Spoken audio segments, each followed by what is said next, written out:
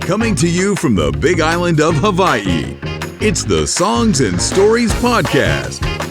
And now, here's your host, Steve Roby. Welcome to the Songs and Stories Podcast. I have a very special guest today on the phone with me. It's Lauren Broido. Welcome. Aloha, Lauren. Aloha, Steve. Well, let's start out with a kind of a brief music bio and how you got started with music. Oh, let's see. I grew up on Long Island. In 1969, my family moved to Philadelphia, and I found my guitar teacher, Philadelphia Jerry Ricks, a blues guy. I took lessons from him for almost 3 years, and then it was the highlight of my week. It was all I cared about. It was 2 hours every Thursday evening. One day I went in and he said, "I can't teach you anything else." I said, "What am I supposed to do?" And he said, "You want to be a guitar player and move to Nashville." So a couple of days later, or maybe a couple of weeks later, I did. I had a Telecaster Deluxe, a Vibrolux, and a Guild flat top in my funny little suitcase, and I moved to Nashville. Wow. And that story is just too long to get into. Yeah. It was crazy. I started finding work. I was 22 years old and terrified, absolutely terrified. And I was there for a long time working for Opry Stars and some original bands. That must have been a great experience with all those. I played guitar for Kitty Wells. I played guitar for Leroy Van Dyke. I was in an original band, the Orange Blossom Special, with John Corneal, who grew up with Graham Parsons and was the original drummer in the International Submarine Band. And Neil Flans played pedal steel in that band, and he was the steel player in the Fallen Angels with Graham. So we traveled around the country in that band. Wow. And that was kind of schizophrenic. John Corneal, who was the leader, he played rhythm guitar and drums at the same time. He was remarkable, but he was crazy. Anyway, those stories are nuts. Okay. Well, was there a certain moment that said to you I want to play the guitar? Some people are influenced by, the first time the Beatles came on, Ed Sullivan, what was that? My father was a music publisher. He worked for a lot of the publishers in New York City, and he was working for E.B. Marks and the great guitar pedagogue, Vada Olcott Bigford from Czechoslovakia, was importing guitars into the U.S. This is 1964. I was 14, and gave him a nylon string guitar that she was importing, and he brought it home one day, held it up by the front door and said, "Who wants to play guitar?" I had two brothers. I got my hand up first. So I learned how to play on that guitar by myself in my room because I was incredibly shy and nerdy. Was there a certain music style or guitar player that influenced you to pick up that instrument? At first, I loved it. It was New York City, and it was 1964. I loved folk music. I loved it. I would go to sleep listening to WBAI, which was Pacifica Radio in Manhattan, and Bob Dylan would come on in the middle of the night. Wow. So I saw Phil Oakes at Carnegie Hall in 1965. My father got me tickets and made me wear a jacket and tie. I was the only one. There were people with like, it's at 60. There were people with tie-dye on. It was the beginning of all that, and I had a tie and jacket. Let's smoothly transition to how you landed on the Big Island and connected with the musicians here. I started going down to the Hilo Town Tavern on Tuesday nights, Ben Keely and those guys playing Hawaiian music, and I got to know them, and I would play with them every once in a while, just jamming with their band, playing acoustic. And that was plenty for me, and of course playing around the house. And there's a violin player on the island that I just love to play with, Lauren Brownlee. She's I love playing with her. But then for Dark Side of the Moon, Dan Brower called me, who I hadn't heard from him in years, not often, but he called me on the phone out of the blue. He asked me to play in Dark Side of the Moon, to play steel guitar, and I don't really play. So then I said, what the hell? And I just went ahead and did it, which was a great thing. I love Dan and Alicia. Yeah. For our listeners that aren't maybe from the Big Island listening to this podcast, let me give a little backstory and help me fill in some gaps here if I miss some. So Dan Brower is a guitarist on the west side of the island, and he got this great idea to do a Pink Floyd tribute concert and play the entire Dark Side of the Moon classic album all the way through, no breaks, from track 1 to the end of the album, with a large ensemble at the Mike Luce Studio at Kailua Theater. And if anybody's ever been to the Mike Luce Studio Theater, it's not a great stage, and you guys are crammed in there playing this album for about maybe 100 or so people. Does that sound about right? Yes, it was about. I think it officially holds 80, but there were some extras somehow. Yeah, so it was close to 100. Yeah. Yeah. And then that was it. And then you came back for a second set. Yes. All in one night. Yeah. Yes, it was awesome. I have to tell you, I loved every minute of it. And there were horn players, Hammond B3 organ up there, and 3 magnificent singers too. Two keyboards, 3 incredible singers. Wow. Drums, of course, and a whole rhythm section. It was phenomenal. Mm. It was great, and the people, I have to say, those people from that project and the other one, Shakastock, just the most amazing people I've ever worked with. Well, let's listen to a clip from that concert.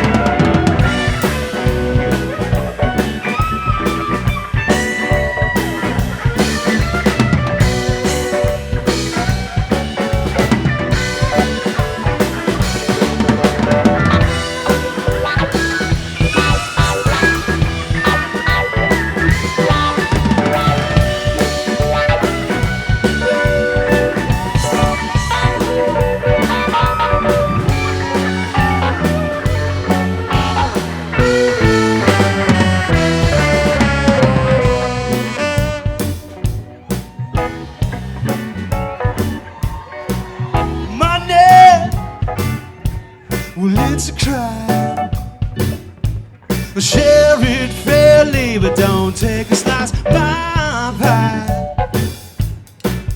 Money, so they say, well, is the root of all evil today. But if you ask for a rise, it's no surprise that they're giving none away.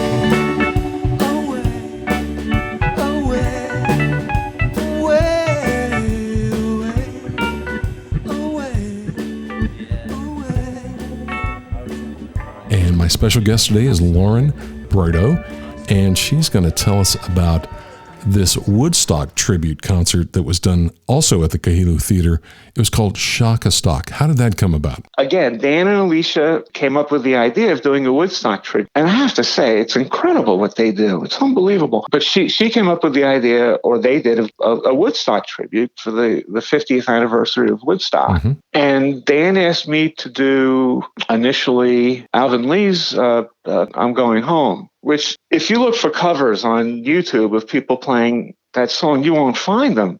I was there at Woodstock. I was there and I saw him do it live. It was spontaneous. What he played, it was within the framework of but everything he did back then was spontaneous. He was drunk, I think. There's this thing, and I said no. Again, I always say no. I listened to it and I said, oh my God, are you kidding me? This is going to be the next whatever months of my life. It took a long time. And I think it wasn't until the last time we did it that it was really perfect. And that time, Dan and I did it in unison. By then, he had learned it. God knows how we did it in unison, but we did. And then Bubba Myers did an excellent job on vocals. Oh, he's ridiculous. He's ridiculous. He is such a great singer. Abraham Bubba Myers. He just nailed that. He did. Everything he did was just amazing. He gave me chills sometimes. All the singers did. Those singers. And then, if I'm not mistaken, Dan repeated the show, which is, for the listeners that weren't there, it was a 2-act show that included, everything from the acoustic part to the Richie Havens part to doing a Jimi Hendrix tribute. And of course, Alvin Lee and I'm Going Home. But then decided I think it was about 6 months later, took it to Privateer's Cove and repeated it. Yes. I have to say, I love playing with Dan. He's such a competent player. Let's give a listen to I'm Going Home with Bubba Myers on vocals from the Shakastock at the Kailua Theater. And it's all happening here on Songs and Stories.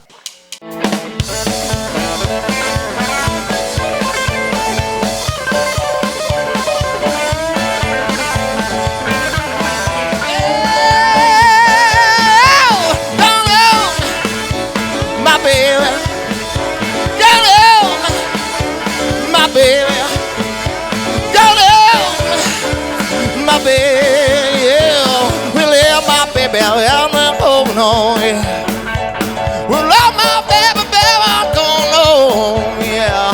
Well, love you, baby, I feel so good to roam, yeah. Going home, my baby. Going home, yeah, my baby. Going home to see my wife, yeah.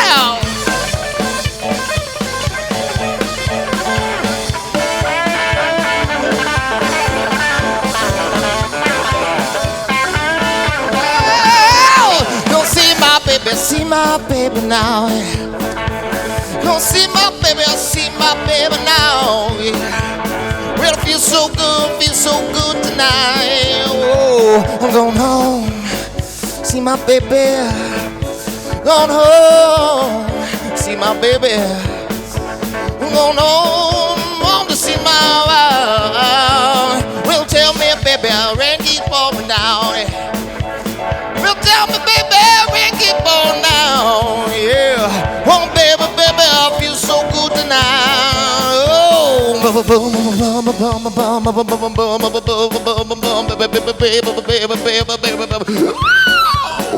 hello, baby, feel so good tonight, yeah. Do the storm,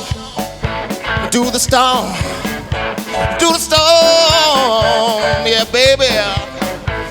Oh, baby, well, baby, yeah.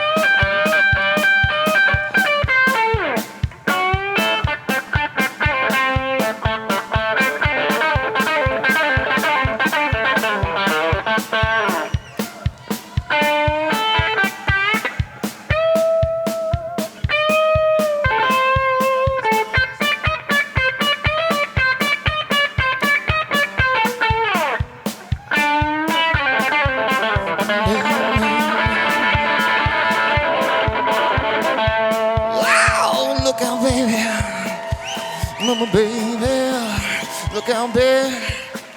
Come on, baby. Look out, baby, I'll come and get you one more time. Go now! Go now!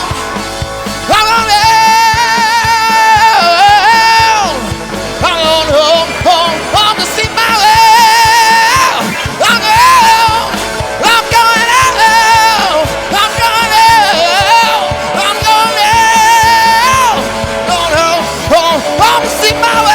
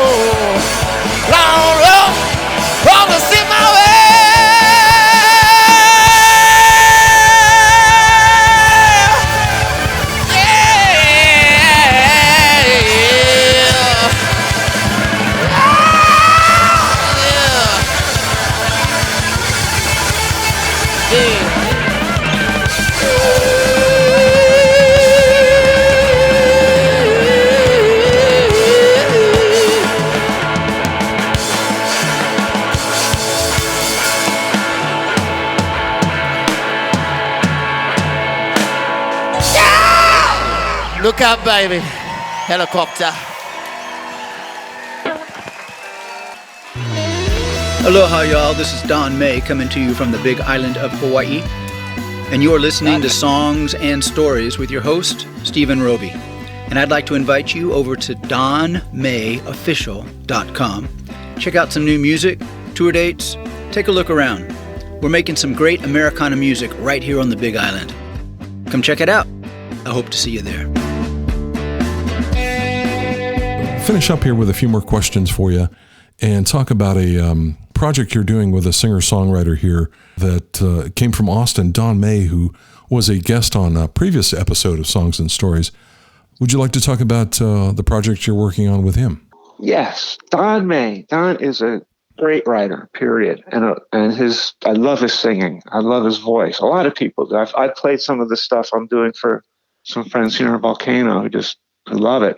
I met Don when I first moved here. He had like a country band doing some of his originals and some country covers and playing in Waimea area, Parker Grill in Waimea and a few other places. And I played in the band with him for a while. But we got to know each other. My favorite thing I've ever done in music has been working as a side person for a writer. It was the first thing I did when I moved to Nashville at a coffee house that was up at the top of Music Row. Writers would come in and it would be 3:00 in the morning. They just written a new song and I would play it with them. But it's always my favorite thing to do.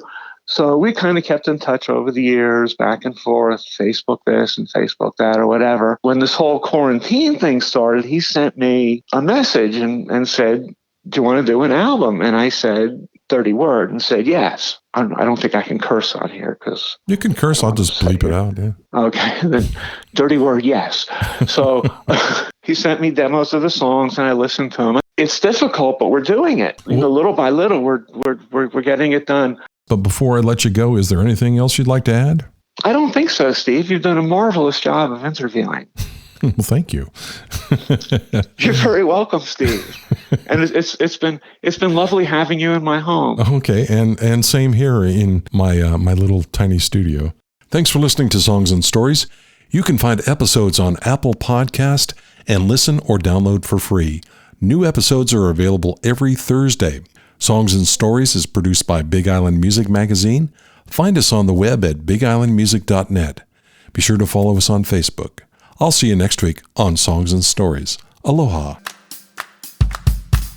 Hey, Big Island music fans. Would you like to be part of the podcast? If you go to our website, bigislandmusic.net, you can record a comment about the show or tell us about a musician you'd like to see interviewed. Just click on the microphone icon and start recording. Don't forget to tell us where you're located. Your comments might be included in a future podcast. So head over to bigislandmusic.net. We'd love to hear from you. Thanks for listening to the Songs and Stories podcast. Make sure you never miss a show by clicking the subscribe button now. This podcast is made possible by listeners like you. Thank you for your support. We'll see you next week on Songs and Stories. Aloha.